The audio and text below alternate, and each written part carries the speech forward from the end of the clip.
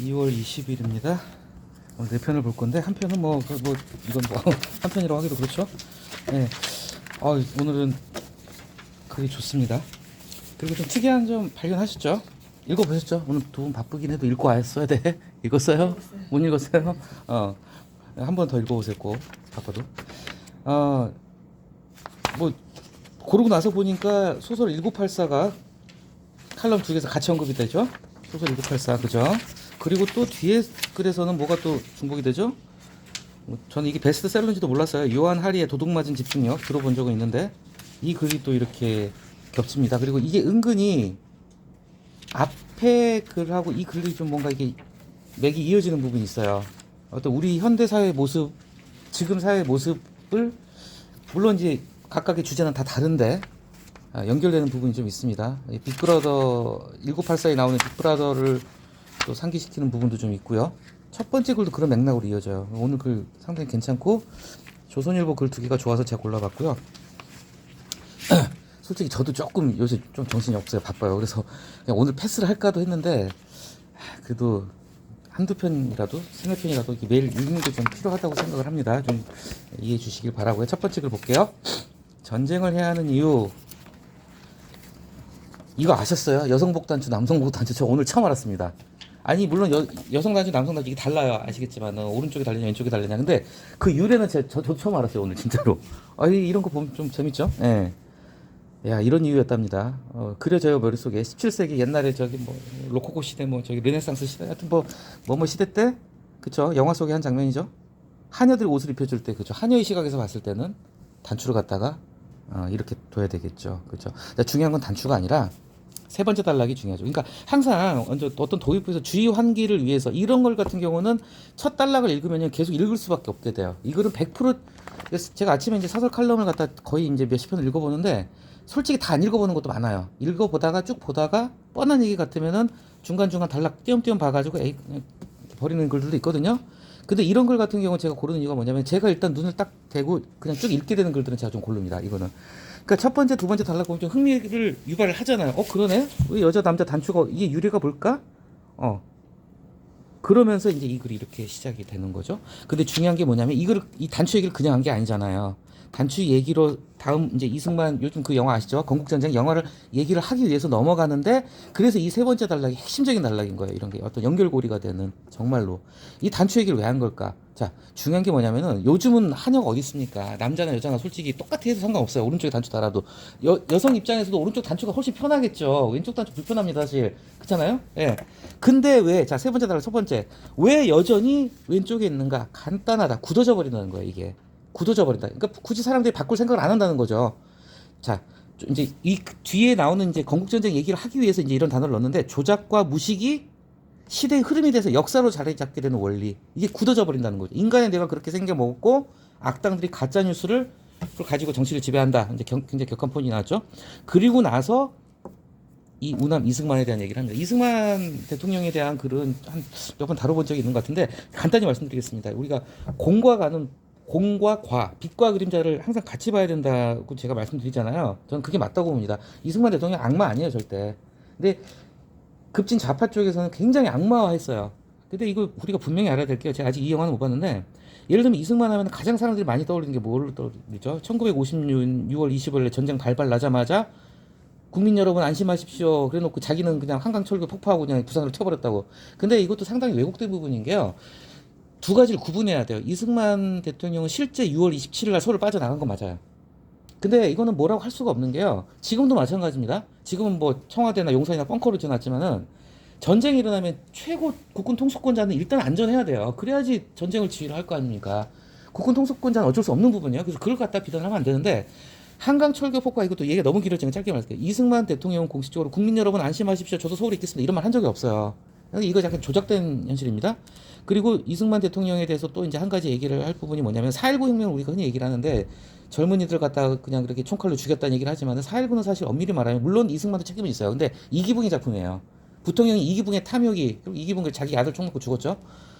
그런 점도 있고 여러 가지 좀 우리가 오해받는 부분이 있다는 거. 그리고 분명한 건 이거예요. 이승만 대통령은 분명 못한 것도 있어요. 욕먹을 부분이 있어요. 예를 들면 반민특위 일찍 해체시켜가지고 친일 청산이 제대로 안 됐다는 부분도. 근데 이승만 대통령을 욕하는 쪽에서 인정하는 사실 첫 번째 농지개혁 제대로 했다는 거. 이런 표현이 있어요. 이승만이 레일을 깔고 그 레일 위를 갖다 박정희 기관차가 달렸다는 얘기가 있어요. 그래서 우리나라가 산업화가 됐다. 50년대 이승만 대통령이 농지개혁을 하지 않았다면요. 산업화를 할 수가 없었을 것이고요. 그리고 이 농지개혁이 없었으면 전에 말씀드렸나 모르겠는데 농지개혁을 했기 때문에 우리가 적화통일이 안 됐어요. 북한에서 김일성이 어떤 판단을 내렸냐면은 남노당, 남한 노동당이 있으니까 박헌영이가 그래서 김일성을 살살 찔렀어요.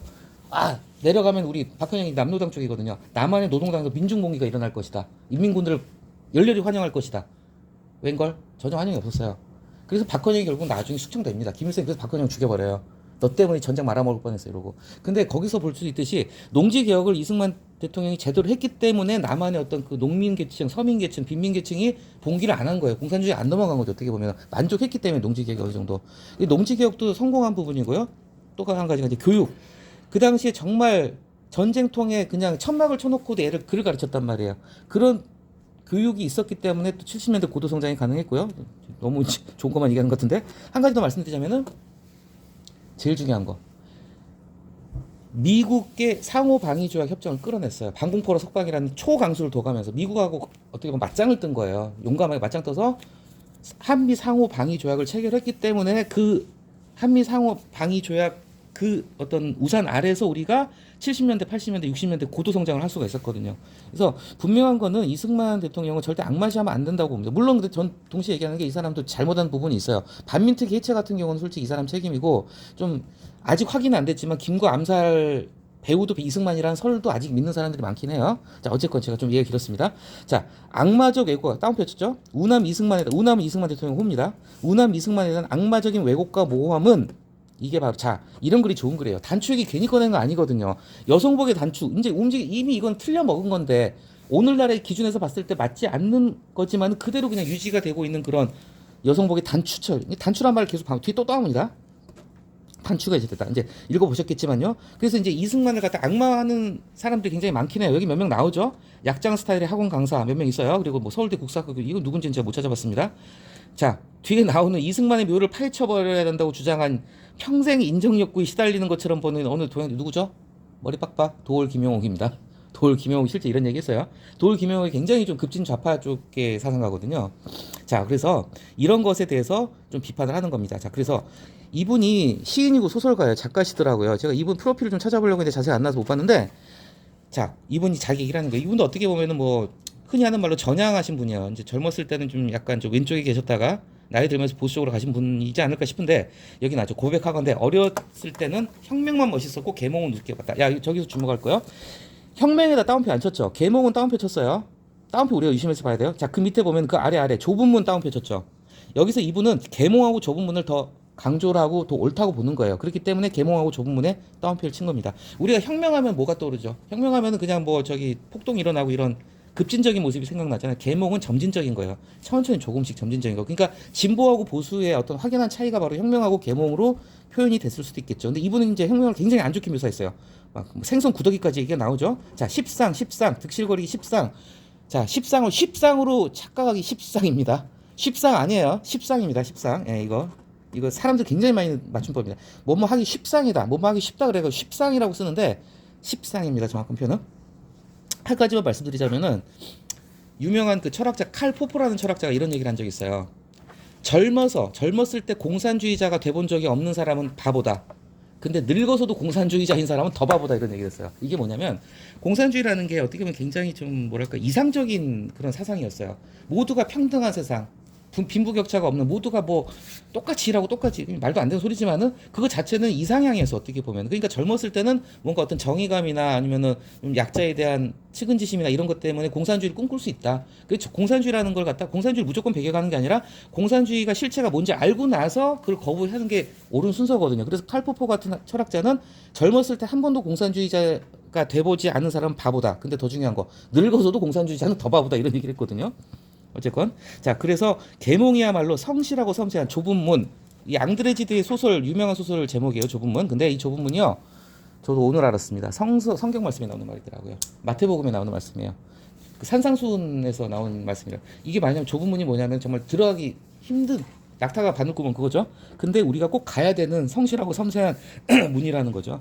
그래서 이제 이분은 이제 어떤 지금 좌파 진영의 그 사관, 역사관을 굉장히 이제 신랄하게 비판을 했죠. 자, 건국전쟁은 여기서 등장합니다. 이 영화 굉장히 핫합니다, 요새. 그리고 이 영화가 참고로 말씀드리면 이 영화를 만든 감독인가 작가인가 하여튼 이 영화 만든 사람도 원래는 엄청난 뭐 좀 속된 말 빨갱이였어요. 굉장히 좌파적인 인물이었는데 이분이 이승만이라는 사람을 연구를 해보니까 물론 이승만이 잘못한 것도 있지만 사람들이 너무 이 사람을 악마시하는 게 안타깝다는 생각에서 이 영화를 만들었다고 합니다. 그래서 지금 한동훈 비대위원장부터 해가지고 지금 총선 나가려는 사람들 다 줄줄이 이 영화 보고 있어요. 인증샷 찍고 있어요. 자, 건국전쟁이 바로 이런 계몽을 시작했다. 자, 재밌는 표현입니다. 혁명을 굉장히 배타시하고 혁명을 싫어하는 표현을 썼지만 여기서는 뭐라고 했죠? 계몽의 갑옷을 입은 이런 혁명. 이런 혁명은 좋다 이거예요. 계몽의 갑옷을 입은. 그러니까 정말 막가파 무식한 그런 혁명이 아니라 뭔가 이렇게 성실하고 섬세한 이런 계몽의 갑옷을 이런 혁명은 좋은 혁명이라는 뜻이죠. 여러 분야에서 다른 모습들로 확장돼야 된다. 무슨 얘기하고 싶을까요? 나중에 이 사람 또 글 쓴다면은 박정희 대통령 재판까지 한 글도 쓸 수 있을 거예요. 마찬가지로 박정희 대통령도 두 가지 면을 다 봐야 되거든요. 그 누가 쓴 표현인지 모르겠는데 얼마 전에 뭐 유튜브에서 봤거든요. 참 멋있는 표현 같아요. 참고로 말씀드리면 저는 뭐 극우 우주자 절대 아닙니다. 태극기 아니에요. 이승만이 깔아놓은 레일을 갖다가 박정희가 기관차를 달리겠다. 이거는 우리가 좀 인정해야 될 부분인 것 같아요. 자, 조지 오웰의 1984. 우리가 조지 오웰이라는 혹시 1984 읽어보셨어요? 그럼 동물농장 읽어보셨나요? 아, 한번 기회 된다면 이건 꼭 보셨으면 좋겠네요. 1984 동물농장은요. 전 개인적으로 동물농장은 진짜 여러 번 봤는데 정말 고전이고 이 조지 오웰의 1984라는 작품이 몇 년도에 나온지 아세요? 1949년에 나왔어요. 1949년에서 봤을 때 아주 먼 미래를 본 거예요. 50년 뒤, 40년 뒤를 갖다가 그린 소설인데 이 1984에서 묘사하고 있는 장면들이 놀랍게도 일치하는 부분이 많아요. 오늘하고 뒤에 나오지만은 스마트폰하고 약간 비슷한 개념의 그런 기계들도 나오고요. 자, 1984는 뭐냐면 1984 동물농장이나 둘 다 스탈린, 소련 스탈린의 독재를 비판하는 소설이에요. 독재주의 어떤 그 전체주의 독재주의. 그러니까 1984는 뭐냐면 미래. 그러니까 우리가 디스토피아 소설이라는 말을 많이 쓰거든요. 유토피아의 반대말이 디스토피아. 유토피아는 예쁘고 뭐 아름다운 이상향인데 디스토피아는 진짜 우울한 미래 세계를 디스토피아라고 하잖아요. 그런 디스토피아 소설의 대표작 중에 하나가 1984인데 이 1984를 통해서 1984에서 그리고 있는 미래의 모습이 뭐냐면 기술의 발달로 인해서 전체주의 독재주의 세계가 된다. 인간의 모든 근데 실제 이렇게 돼가고 있어요. 지금 세상 우리 사회 별거 아니지만 뒤에 나오죠. 그래 우리가 뭐 앱 하나 깔려고 하면 접근 권한 다 누르려고 그래. 안 누르면 안 깔려요. 다 눌러야 돼. 얘는 주소록이랑요 카메라 앨범 다 접근합니다. 솔직히 뭐 저는 기술 쪽은 잘 모르겠는데 약간 맘먹고 나쁜 쪽으로 활용하면 제 핸드폰에 들어있는 거 다 볼 수 있다는 얘기가 돼요. 주소록도 다 접근 가능하고요. 아무튼 기술의 발달이 인간을 옥죄다. 그래서 오늘 글이 다 일맥상통하는 부분이거든요. 자, 파시스트가 뭐죠? 이탈리아는 나치즘, 아니 저기 독일은 나치즘, 이탈리아가 파시즘이었잖아요. 파시스트, 이탈리아의 전체주의자들, 이탈리아의 거의 극우주의자들, 극우 독재주의자들이 파시스트거든요.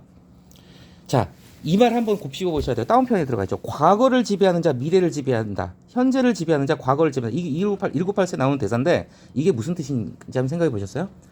과거를 지배하는 자, 이게 바로 과거의 역사를 왜곡한다는 거예요. 내 입맛에 맞게. 과거를 지배하는 자가 미래를 지배한다. 근데 과거를 지배하려면 지금 현재 내가 지배권을 가지고 있어야지 과거를 갖다 역사를 갖다 틀어버릴 수 있다는 얘기거든요. 결국은 내가 현재를 쥐게 되면은 과거 역사를 왜곡할 수가 있고 교육을 통해서 미래까지 지배할 수 있다. 그 뜻을 담은 굉장히 무시무시한 이거 명언입니다. 명대사입니다. 예.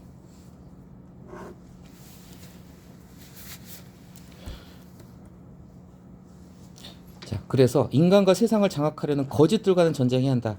역사는 그것을 문화라 부른다. 정말 멋진 글이어서 물론 이 글을 싫어하시는 사람도 있을 거예요. 그러니까 저는 이건 좀 분명히 말씀드립니다. 각자의 정치적인 생각은 다 다를 수 있으니까 저는 분명히 말씀드리는 게 이승만 대통령을 갖다가 저 슈퍼스타라고 생각 안 해요. 절대. 이분도 욕먹을 부분도 많고 그림자가 많은 분이에요. 근데 저는 이 글을 어느 정도 수긍을 하는 이유가 뭐냐면은 너무 약간 악마화하는 건 아닌 것 같다는 생각에 저는 굉장히 동감을 하거든요. 빛도 있고 그림자도 있으니까. 그리고 이걸 잘 쓴 이유 단추로서 제가 빠뜨렸던 부분이 있어요. 뭐냐면 뒤에서 그 이제 앞에서 하나 둘 셋 네 번째 단락에 보면 나올 거예요. 좋은 표현입니다. 단추 구멍 속의 어둠. 그러니까 단추 얘기를 앞에서 꺼낸 이유가 그냥 꺼낸 게 아니에요. 밑밥 다 깔았어요. 그러면서 앞에서 자기가 얘기했던 에피소드의 그 표현을 갖다 써먹은 거예요. 그들이 집단, 그러니까 서울대 국사학과 다음에 집단 시대의 집단 최면에 빠져 아직도 단추구멍 속의 어둠을 벗어나지 못해. 이런 게 참 잘 쓰는 글들이에요. 이런 게 어떻게 보면은 굉장히. 예. 그래서 이 글은 어떤 정치적인 좀 역사적인 판단은 다를 수 있지만은 글이 상당히 잘 쓴 글이고 또 이승만 대통령에 대해서 우리가 양면을 다 봤으면 좋겠다는 생각이 들어서 골라봤습니다. 자, 그다음 역시 조선일보예요. 오늘 조선일보 글 좋은 게 있었어요. 이 글도 상당히 잘 쓴 글이에요. 진짜 저는 이게 한현우 기자 감탄하면서 봤습니다. 읽어 보셨어요? 혹시 안 읽어보신 분은 한번 다시 읽어보셨으면 좋겠어요. 굉장히 공감이 많이 가는 글이에요. 안 읽어보신 분도 있으니까 조금 제가 설명을 하면서 가겠습니다.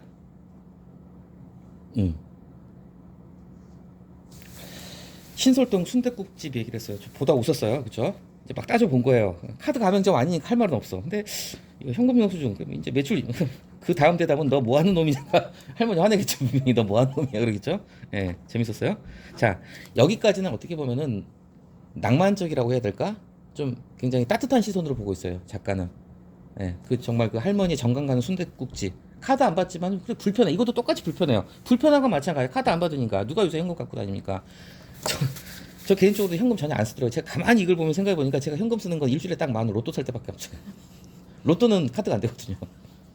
담배고 뭐고 다 저기 카드로 뭐 요새는 검은 통을 사도 다 카드가 되잖아요. 자, 어쨌건 앞에 두 단락은 순댓국 이 글이 왜 좋냐면요. 바로 스타벅스 얘기 꺼냈으면요 글이 재미가 없어요. 재미가 없고 설득력이 떨어집니다. 그런데 반대 케이스를 먼저 얘기를 한 거예요. 신설동 순댓국집 여기는 정반대잖아요. 현금만 되는 데를 먼저 얘기를 한 거예요. 그렇기 때문에 이 글이 좀 더 생동감 있고 설득력 있게 가는 거예요. 자, 그런데 이제 세 번째 단락 반대로 이제 얘기하기 시작하는 거예요. 저는 오늘 알았네요. 스벅 현금 안 받아요? 저 처음 알았어요? 스타벅스 현금을 안 받는다? 받지 않나요? 안 받을 리가 없는데? 처음 알았습니다. 어쨌건 자, 아무튼 그런 데가 있대요. 오로지 카드만 받는다. 그래서 이제 굉장히 신랄하게 비판하죠. 신용카드 한 장 없는 무능력자는 손님으로 받지 않겠다는 뜻인지 재밌는 표현이에요. 뒤에 카운터 앞에서 동전 짤깍짤깍 세면 가게 분위기 깨지 말라는 뜻인지 뭐 스벅은 이런 입장이다. 자, 싫으면 딴 데 가라. 자, 앞에서의 그 불편한 순댓국집에서 카드를 못 썼던 불편함과는 좀 다른 불편함이 생긴 거예요. 근데 이 불편함에는 그냥 단지 불편함만이 아니라 불쾌감이 느껴지는 불편함이라고. 앞에는 불쾌감은 안 느껴져요. 그냥 그럴 수 있죠. 뭐 할머니가 장사하시는데 순댓국 맛있으면 됐잖아요. 근데 여기서는 불쾌감이 드는 거예요. 불편하면서 불쾌하는 거. 좋은 표현입니다. 전등을 켤 수 있으니까 촛불 켜지 마. 아주 좋은 표현이에요. 이런 글이 정말 잘 쓰는 글이에요. 자, 그 다음 단락은 더 기가 막힙니다. 이거는요. 단지 기분의 감정의 문제로 안 끝난다는 거죠. 명백한 불법이다. 저도 오늘 처음 알았습니다. 한국은행법에서 선언을 하고 있어요. 한국은행이 발행하는 한국은행권은 동전이건 지폐건 간에 모든 거래에서 무제한 통용된다. 무제한이에요. 무제한.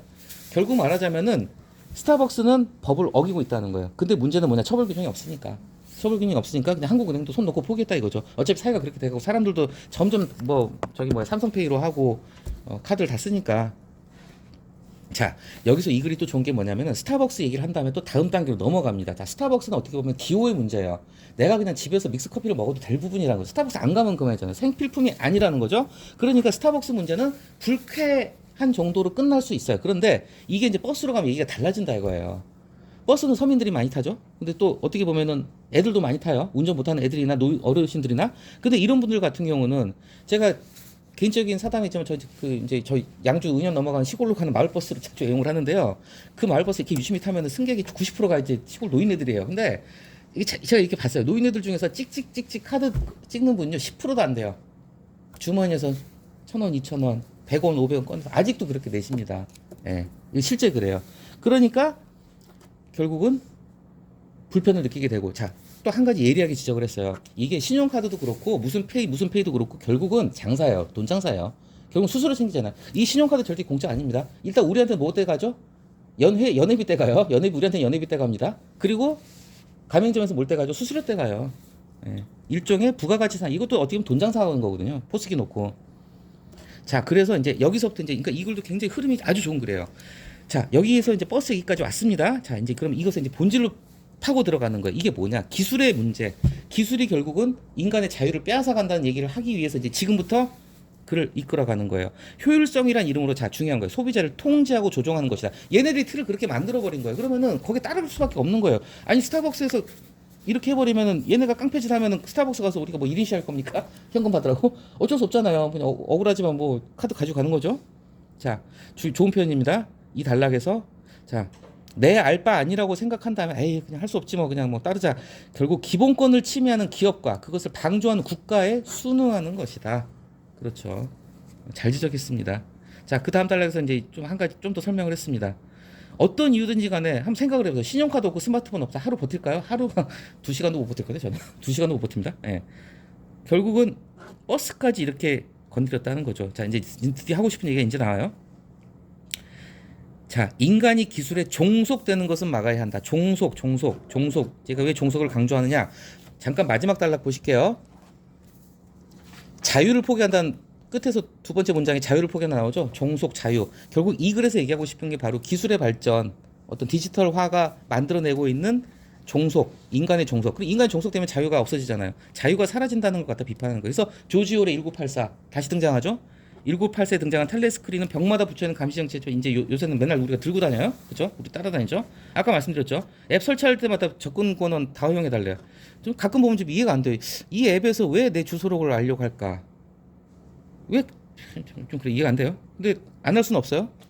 몇 번 제가 이게 거부 같은 거 해봤더니 앱이 안 깔리죠. 그렇죠?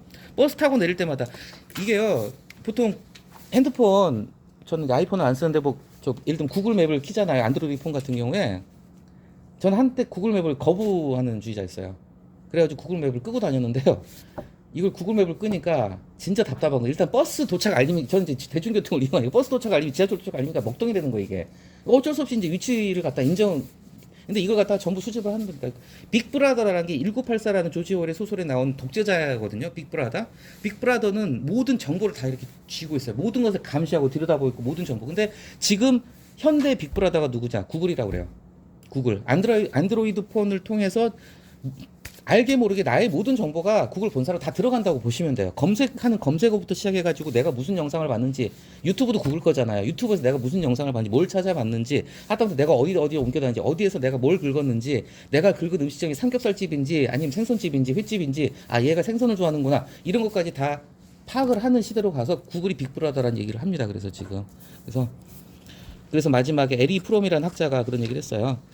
자, 이 구호 무슨 말인지 알겠죠? 무조건 다수를 따라가는 게 옳은 길이 아니라는 얘기를 하고 있는 거예요. 그렇죠? 아니 그게 아니라 제가 거꾸로 얘기했습니다. 어쨌건 이게 뭐냐면은 그 소수의 힘 있는 자를 따라가지 말아야 된다. 이제 이런 얘기를 하고 있는 거예요. 이제 1984라는 소설 자체가 어떤 소수의 독재자를 비판하는 소설이었으니까요. 편리하다는 이유로 우리는 너무 쉽게 자유를 포기한다. 그래서 현금 쓸 권리를 뺏기고 싶지 않다. 상당히 잘 쓴 글입니다. 이런 글은 진짜로 정말 잘 쓴 글입니다. 솔직히 제가 감히 글을 품평할 자격은 없지만요. 아침에 사설 칼럼 보면요. 좀 약간 보면은 좀 답답한 글들도 있어요. 아, 이런 것도 신문에 실리는구나 이런 글들도 있는데 이런 글은 참 좋은 글입니다. 그러니까 글을 풀어갈 때 그러니까 이 글이 담고 있는 알맹이도 중요하지만요. 또 기법적인 측면에서 생각을 해요. 순댓국집에서 이런 것도 기가 막힌 거예요. 순댓국집 정말 아날로그 중에 아날로그예요. 순댓국집에서 시작을 해가지고 마지막에 스타벅스 거쳐가지고 이런 어떤 기술 문제까지 이렇게 이야기를 끌어가는 힘, 이 논리의 힘이라는 걸 갖다가 이런 건 좀 우리가 참고를 해볼 만한 아주 좋은 그런. 예. 약간 이제 이 글에서는 이제 기술의 발달로 인한 인간의 자유 박탈, 우리가 계속 노예가 돼간다는 것만 지적을 하고 있지만 또 한편으로 이런 것도 있어요. 우리가 점점 세상이 디지털화돼가면서 아날로그가 사라져가는 것에 대해서 이제 요즘에 이제 앞으로 초등학교 교과서도 이제 뭐 태블릿으로 한다는 거예요. 그런데 그 뉴스 보셨는지 모르겠지만 뭐 연구 결과 태블릿을 갖다가 애들 쓰게 하면은 학습 능력이 확 떨어진다고 그러더라고요. 아직까지는 종이의 시대다, 펜의 시대다. 예. 그런 것도 좀 한번 생각해 볼 만한 거 우리가 너무 시간 오래 걸리면 안 되니까 좀 간식 드셔야 되죠. 사라진 집중력 그냥 읽어 보셨을 테니까요. 제가 이 글을 왜 골랐냐면은 뒤에 글을 갖다가 넘어가는 징검다리로서 골랐습니다. 다 공감하시는 바일 거예요. 이거 진짜로. 제가 이제 가끔 제가 잘 가는 책방 북카페 가가지고 책을 읽거든요. 근데 스마트폰 때문에 집중이 안 돼요. 진짜로 실제 그러더라고 정말로. 예. 다 경험해 보셨을 거니까요 한번. 자, 그래서 이 서울신문의 길섭해서 칼럼 이후로 이어지는 게 집중하는 AI 흩어진 인간인데 빨리 하겠습니다. 여기도 어떻게 보면은 기술의 발달이 과연 인간의 삶을 어떻게 바뀌고 이게 과연 옳은 길이냐 하는 질문을 던지는 건데 여기서 얘기하는 게 뭐냐면 자, 저희 꼬마 애들은요 제가 가끔 집에 들어가면 쳐다도 안 봅니다. 유튜브에 꽂혀먹고 있느라고 엄청 집중력 강해요. 야, 너네 그런 집중력이면은 나중에 공부 엄청 잘하겠다 할까요? 아니에요. 얘네 이거 집중하는 게 아니에요. 집중하는 게 아니에요. 그렇기 때문에 AI가 집중을 하는 거지 우리 인간은 분산되고 흩어지고 있다는 거예요. 점점 집중력이 흐려지고 있다. 바로 앞에서 얘기해요. 책에 집중을 못한다는 얘기를 했잖아요. 그래서 이거를 이제 한번 읽어보실 만한 게 뭐냐면은 좀 생소한 용어지만 트랜스포머, 저는 영화 제목인 줄 알았는데 그게 아니었나 봐요. 트랜스포머라는 구조, 그다음에 어텐션이라는 기술. 여기서 말하는 비틀스 노래는 이제 All You Need Is Love라는 유명한 노래. All You Need Is Love. 그래서 Attention is All You Need 이렇게 뭐 패러디를 했고요. 그래서 이제 뭐 인공지능 이런 걸 얘기를 했는데 결국 얘기하고 싶은 게 뭐냐면은 인간의 집중력이 기술 발달로 인해 가지고 점점 흩어진다. 이걸 이제 탄식을 하는 그런 글입니다. 근데 이 글에서는 포인트는 뭐냐면 실제 우리가 이 작년에 베스트셀러였대요. 도둑맞은 집중력이라는 책을 실제 읽어보지 않더라도 이런 부분을 갖다가 이 글을 통해서 좀 알아두면은 상당히 좋다는 거죠. 집중력의 단계를 얘기하죠. 스포트라이트 집중력을 얘기하고요. 그리고 또 뭘 얘기하죠? 스타라이트 별빛 집중력, 햇빛 집중력, 마지막에 스타디움 경기장의 빛 집중력. 이거 한번 천천히 읽어보시면은 이제 읽어보셨으면 아시겠지만 자. 포인트가 뭐냐면은요. 이 글의 주제는 바로 여기 있습니다. 하나, 둘, 셋, 네 번째 달랑 마지막 문장이에요. 성찰과 사색, 여백. 성찰, 사색, 여백이 바로 지금 우리에게 필요한 거라는 거죠. 그러니까 그 디지털 디톡스라고 그러잖아요. 우리가 디지털 독을 좀 빼야 된다. 그래서 하루 정도는 답답해도 스마트폰 없는 삶을 한번 살아봐라. 하루 정도는 어디 절간 같은 데 들어가서 그냥 절에서 주는 밥 먹으면서 TV 스마트폰 없이 지내봐라. 이런 얘기도 많이 하잖아요. 그래서 성찰, 사색, 여백. 그래서 이 글은 그런 측면에서 한번 보시면 될 것 같고요. 이것만 볼게요. 그 영화 흐르는 강물처럼 제가 아직도 이 영화를 못 봤어요. 굉장히 좀 명작이라고 그러는데 이게 넷플에 있나? 한번 볼게요. 근데 아버지는 쓴 글을 반복해서 유학하게 만드는 방법으로 아들에게 글쓰기를 가르친다. 이거 보면 좀 글을 느껴서 제가 이제 고등학교 때 했던 공부가 이거 매일매일 국어 선생님이 내준 숙제 그날 사설 오래 붙이고 유학해라. 이제 제가 그걸 2년 동안 했었거든요. 글을 반복해서 유학하는 훈련 이게 정말 좋은 훈련입니다. 그런데 지금은 챗GPT가 이제 연설문도 써준다고 합니다. 전 솔직히 좀 좌절했어요. 열받았어요. 저 개인적으로는. 예. 자, 환호하는 사이에 우린 좋은 표현입니다. 우리는 생각을 다듬고 별이다. 이거 많이 안 쓰는 표현인데 별이다가 뭐냐면은 이거 저기 생각하시면 대장간에서 칼 만드는 걸 생각하시면 돼요. 그 불망치 같은 걸로 이렇게 땅땅땅땅 두드려가지고 칼을 갖다 날카롭게 만드는 걸 갖다 벼린다고 그래요. 이 벼리다라는 표현이 요즘은 칼 그렇게 안 만들잖아요. 요즘은 생각을 벼린다는 표현을 많이 써요. 생각을 좀 날카롭게 벼린다는 게 날카롭게 한다는 뜻이거든요. 생각을 다듬고 정교하게 날카롭게 만든다 이런 뜻입니다. 자, 그래서 우리가 뭐가 중요한지 하는 판단하는 그런 능력. 자, 개인 차원에서도 그렇지만 두 번째 머리를 맞대고 숙이 자꾸 오늘 좀 차담을 얘기 죄송한데 어제 제가 깜짝 놀랐어요. 주말에 두 놈이 큰 놈 적은 놈 둘이 싸우는 거예요. 근데 이게 같이 놀다가 투닥투닥 싸우는 게 아니라 각자 지 스마트폰을 보면서 싸우고 있는 거예요. 너네 뭐 하냐고 봤더니 그 안에 게임에서 만난 거예요. 로블록스라는 게임이 있어요. 게임에서 만나가지고 게임 안에서 언니 먼저 가지마 나놓고가 이게 들고 싸우고 있는 거예요. 둘이. 다른 각자 스마트폰 화면을 보면서 싸우고 있는 거보다 참 어이가 없던데. 머리를 안 맞대는 거예요. 이제 애들도 그렇게 놀아요. 자기 스마트폰 하면 근데 그 게임 속에서 만나는 거예요. 그 지도 안에서 게임 지도 안에서 그 게임 안에서 서로 만나 캐릭터가 그 캐릭터가 왔다 갔다 하면 부딪히고 노는 거예요. 근데 이거 보면서 저는 약간 슬픈 생각이 드는 거예요. 이게 좋은 게 아니거든요, 사실. 애들은 그냥 진짜 좀 주먹 다짐을 하는 일이 있더라도 좀 지들끼리 치고받고 그러면서 이렇게 살을 맞대고 좀 놀아야 되는데 노는 것조차도 완전하게 개인화돼 있다. 참 안타깝다는 생각이 들고 이제 이런 얘기 한마디만 좀 여담을 드릴게요. 이것도 얼마 전에 무슨 제가 인터넷에서 봤는데 칼럼 같은 데서 본 것 같아요. 우리가 다뤘던 칼럼은 아니었던 것 같은데 제가 어렸을 때가 이제 80년대 초반이니까 그때 기억을 떠올려 볼게요. 두 분도 아주 어렸을 때는 그런 기억이 있을 거예요. 80년대 제가 초등학생 때는 저녁 때 주말에 그 당시 유머 1번지라는 유명한 개그 프로가 있었습니다. 개그 콘서트 요즘으로 치면 개콘 같은 거였는데 그거 하는 날에는 가족들이 다 사과 까먹으면서 백각 까먹으면서 같이 봤어요. 그게 어렸을 때 그 어떤 가족의 기억으로 남아 있거든요.